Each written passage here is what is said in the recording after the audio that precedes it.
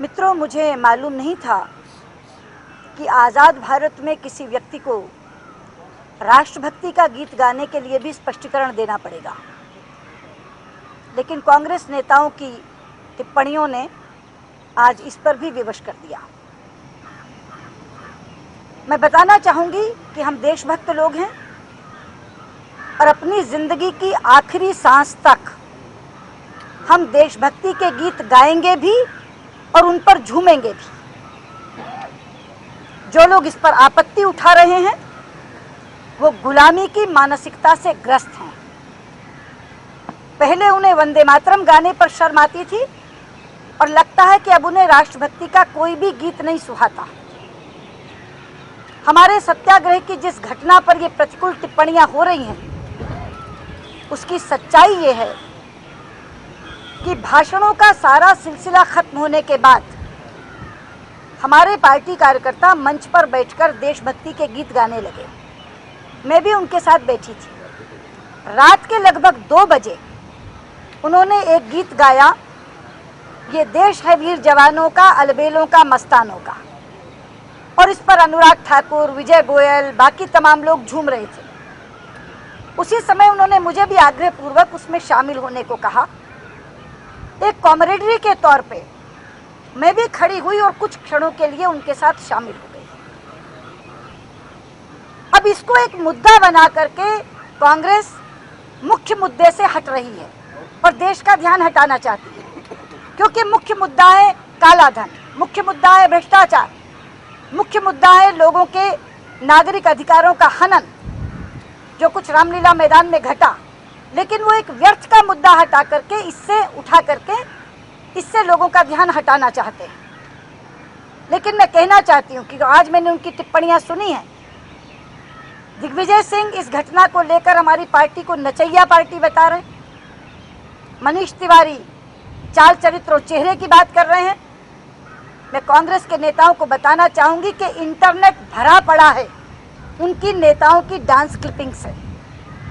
एक बार खोलकर देख लें कि किस किस तारीख को, किस किस समय पर श्रीमती इंदिरा गांधी ने, श्रीमती सोनिया गांधी ने, श्रीमती शीला दीक्षित ने डांस किया है। मैं तो राष्ट्रभक्ति के गीत पर झूम रही थी। और इन्हें यह भी बता दो कि वतन आजाद हो गया है। राष्ट्रभक्ति के गीत पर झूमने के लिए, गाने के लिए किसी की अनुमति की मुझे आवश्यकता नहीं है। हम देश के किसी भी कोने में देशभक्ति के गीत को गाएंगे भी और उस पर झूमेंगे भी।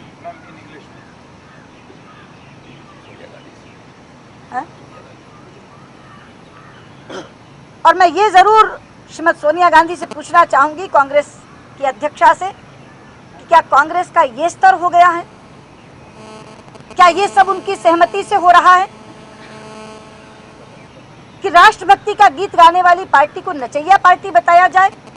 अगर कांग्रेस का ये स्तर हो गया है तो मुझे तरस आता है। अंग्रेजी वालों को मैं दे दूंगी अलग से, अंग्रेजी वाले जब ये हिंदी वाले चले जाए, ये पूरा हो जाए।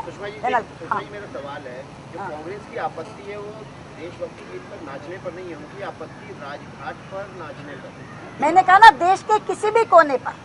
पहली बात तो धरना प्रॉपर राजघाट पर नहीं था, पर मैंने कहा देश के किसी भी कोने पर राजघाट में राष्ट्रभक्ति का गीत गाने की मनाही है क्या? अरे देश आजाद कराया जिस बापू ने, अगर उस बापू की आत्मा ये सुन ले कि ये देश है वीर जवानों का, इसके ऊपर मेरे देश के लोग झूम रहे हैं, तो उनकी आत्मा खुश होगी। इसमें महात्मा गांधी का अपमान कहाँ है? जो सुषमा जी भाषा की बात आपने कही, जो उन्होंने नशेलियों की पार्टी कहा, ये कोई पहला उनका इस तरह का बयान नहीं है। रामदेव को उन्होंने ठग कहा, इससे पहले भी कई तरह की उपाधियों से सम्मानित तो कई लोग कर चुके हैं। तो ये जो भाषा का स्तर गिरता जा रहा है राजनीति में, कि आपको आखिरकार इसमें से आकर बयान देना पड़ा इतने छोटे इशू पे, जो कि मतलब इनसिग्निफिकेंट जिसको कहा जा सके। जी, मुझे लगता है कि आदमी आक्रामक से आक्रामक बात भी शालीनता से कह सकता है। पर्यायवाची शब्दों में बहुत शालीन शब्द हैं, लेकिन जिन लोगों को आदत पड़ जाए गैर शालीन शब्दों में बात करने की, उन्हें शालीन शब्द दिखाई नहीं देते। बस हो गया, धन्यवाद। अब अंग्रेजी वाले रुक जाएं, बाकी हिंदी वाले चले जाएं। देन आगे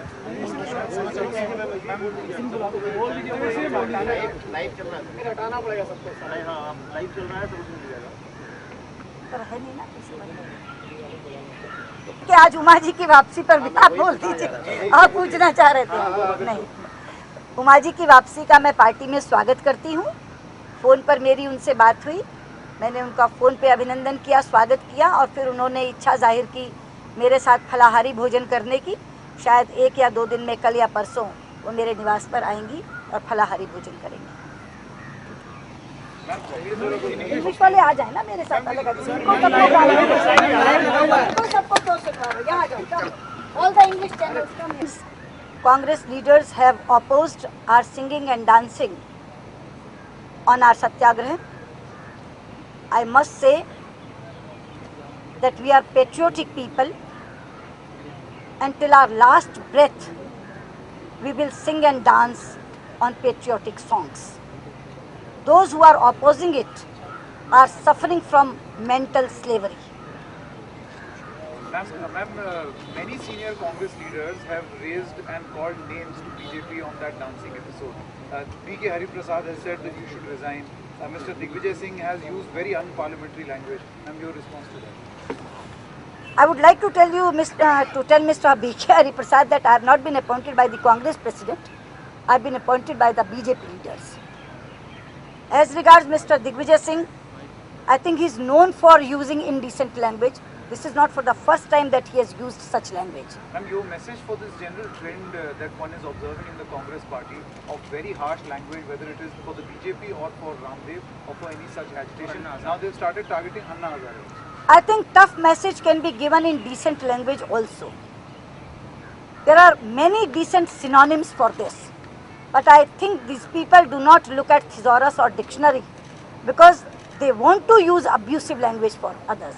Would you like to clarify what the objection seems to be, that the spot was inappropriate and not the... I say in every nook and corner of the country, we can sing songs, we can dance on patriotic songs.